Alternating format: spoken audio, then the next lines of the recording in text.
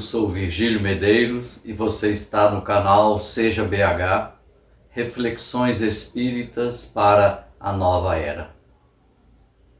Hoje vamos trazer para o nosso estudo a lição do livro Fonte Viva. Escolhemos a lição de número 71, cujo título é Aproveita. Então vamos fazer a leitura de forma breve e ao longo da leitura vamos comentando os parágrafos escritos por Emmanuel através da mediunidade de Francisco Cândido Xavier. Emmanuel sempre começa com uma citação e hoje será a citação de João na sua primeira carta, capítulo 4, versículo 20. Se alguém diz, eu amo a Deus e aborrece a seu irmão, é mentiroso, pois quem não ama o seu irmão, ao qual viu, como pode amar a Deus a quem não viu? Então, nesta lição de número 71, cujo título é Aproveita, Emmanuel começa com a citação de João, onde ele nos alerta que o amor a Deus inclui também o amor ao próximo. E como Jesus dizia, o primeiro mandamento é amar a Deus, mas o segundo, igualmente importante, é amar ao próximo como a si mesmo. E Emmanuel prossegue.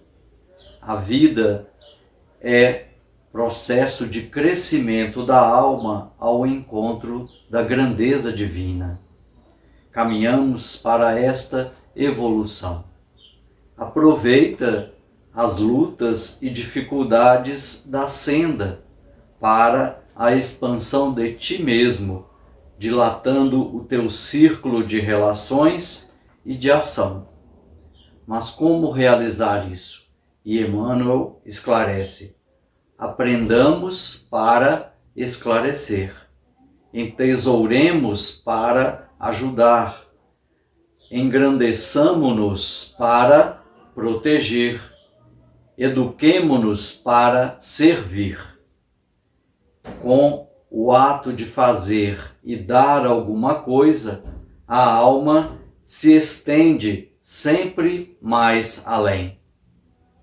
Guardando a bênção recebida para si, somente assim o espírito muitas vezes apenas se adorna, mas espalhando a riqueza de que é portador, cresce constantemente. Então vimos que Emmanuel nos propõe a nossa expansão espiritual através do trabalho ao próximo. O professor, quando convive com os alunos, ele aprende ensinando, trocando as ideias e também os exercícios e os estudos com os seus próprios alunos. O médico, na sua prática diária, aprende com os pacientes para melhor atendê-los. E então, assim também é espiritualmente. Quanto mais aprendemos a servir, mais tratamos da nossa própria alma. Emmanuel reforça que, na prestação de serviço aos semelhantes, incorpora-se naturalmente ao coro das alegrias que a gente provoca. Então, quando a gente provoca alegria aos outros, nós também estamos convivendo com esta alegria.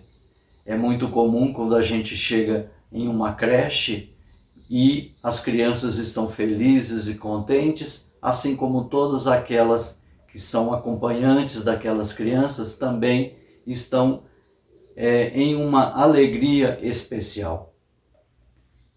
E Emmanuel prossegue no ensinamento ao aprendiz, liga-se aos benefícios da lição. Então, quando a gente ajuda ao outro, de certa maneira, nós estamos ligados na mesma lição. E essa lição também promove a nossa sabedoria e também a nossa amorosidade. Na criação das boas obras, no trabalho, na virtude ou na arte.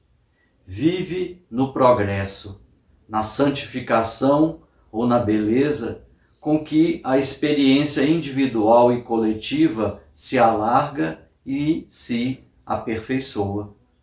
Então, essa experiência coletiva do convívio uns com os outros fazem-nos pessoas melhores, um povo melhor, criaturas melhores, porque é neste atrito diário, nessa experiência diária com o outro, que experimentamos reações em que o nosso sentimento e a nossa inteligência é desafiada e, portanto, assim nós melhoramos o que estamos realizando, porque o nosso propósito é sempre a evolução, sempre melhorarmos em direção ao nosso Criador, que é a perfeição absoluta.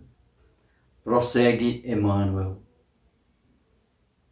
Na distribuição de pensamentos sadios e elevados, converte-se em fonte viva de graça e contentamento para todos. No concurso espontâneo dentro do Ministério do Bem, une-se à prosperidade comum. Dá, pois, de ti mesmo, de tuas forças e recursos, agindo sem cessar na instituição de valores novos, auxiliando os outros a benefício de ti mesmo. O mundo é um caminho vasto de evolução e aprimoramento, onde transitam ao teu lado a ignorância e a fraqueza. Então, propõe Emmanuel, aproveita a gloriosa oportunidade de expansão que a esfera física te confere e ajuda a quem passa sem cogitar de pagamento de qualquer natureza.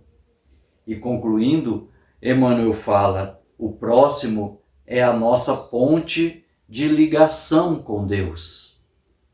Se buscas o Pai, ajuda ao teu irmão, amparando-vos reciprocamente. Porque, segundo a palavra iluminada do evangelista, se alguém diz eu amo a Deus e aborrece o semelhante, é mentiroso, pois quem não ama o companheiro com quem convive, como pode amar a Deus a quem ainda não conhece? Nossa mestra Marlene, ela sempre dizia que os médiuns que gostam de trabalhar com os espíritos que não veem, devem começar suas atividades, suas tarefas, auxiliando aquele mais próximo que nós podemos ver e interagir. Assim, concluindo o nosso estudo de hoje, queremos convocá-lo a realizar o bem ao próximo, como a ti mesmo. Vamos contar uma pequena história de superação, onde a ajuda de alguém ao próximo foi fundamental para realizar as suas tarefas. A pequena Ellen nasceu nos Estados Unidos, no sul dos Estados Unidos, no Alabama, e aos 18 meses teve um problema, uma doença, provavelmente a escarlatina ou a meningite, e ela ficou completamente cega e também ficou surda. Dessa forma, nos anos recuados de 1800, 1850, não tinham muitos recursos para auxiliar aquela menina, que naquela fazenda imensa de seu pai, que também era jornalista e dono de um jornal local, ele tentava ajudá-la de alguma forma.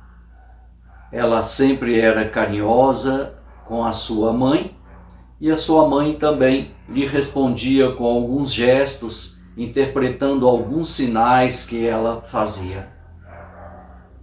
Mas foi aos 7 anos que a sua mãe e seu pai decidiram colocá-la num asilo ou num abrigo para crianças deficientes.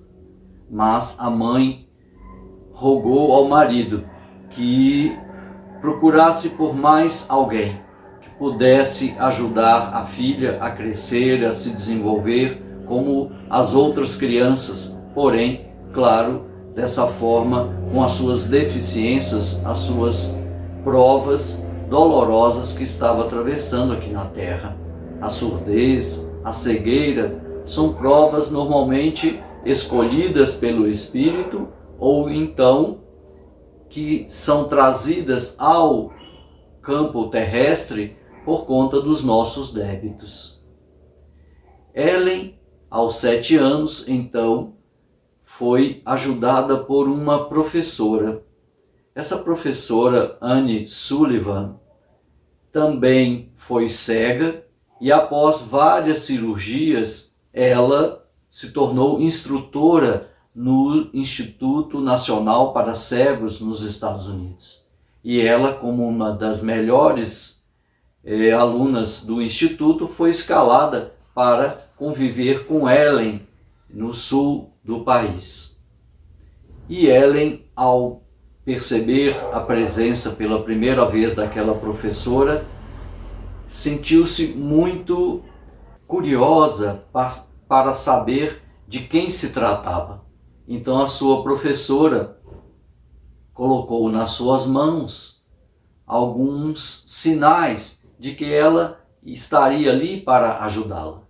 Deu-lhe uma boneca com olhos e boca para que ela sentisse os olhos, a boca da boneca, mas também Ellen gostava de sentir na outra pessoa os olhos e a boca, já que ela não conseguia falar por ela ser surda e também cega, porém balbuciava algumas palavras que conhecia na sua tenra idade. Ellen começou a se desenvolver e conheceu várias palavras através do alfabeto especial, que é o alfabeto de surdos e mudos.